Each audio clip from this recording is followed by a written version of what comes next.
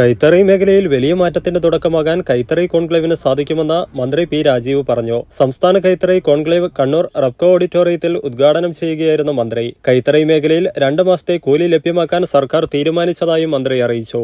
സംസ്ഥാനത്താകെ 539 കൈത്തറി നെയ്ത്ത് സഹകരണ സംഘങ്ങളാണ് രജിസ്റ്റർ ചെയ്തിട്ടുള്ളത്. ഇതിൽ 159 എണ്ണവും ലാഭത്തിലാണുള്ളത്. 13,500 ആകെയുള്ള തൊഴിലാളികൾ. ഇതുവരെ 656.54 കോടി രൂപ ഈ മേഖലയിൽ വിതരണം ചെയ്തിട്ടുണ്ട്.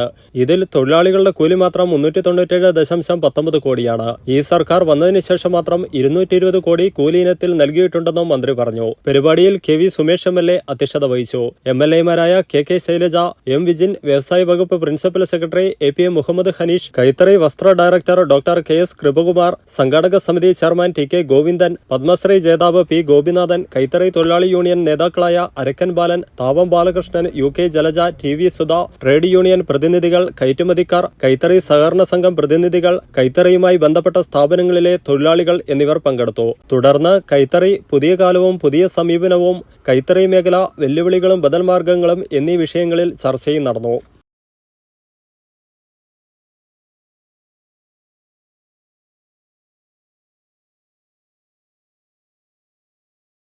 നിങ്ങളൊരു നഴ്സാണോ എങ്കിൽ ജർമ്മനിയിൽ പോകുവാൻ എന്തിന് ലക്ഷങ്ങൾ മുടക്കണം? അതും വിജയം വരെ സൗജന്യ ജർമ്മൻ ഭാഷാ പരിശീലനം യൂറോലീപ് നൽകുമ്പോൾ. Free education, free paper work, free placement assistance. ഇനി സൗജന്യമായി ജർമ്മൻ ഭാഷ പഠിക്കാം, സൗജന്യമായി ജർമ്മനിയിലേക്ക് പറക്കാം. Euroleap immigration consultancy, Kannur, Thrissur and Kollam.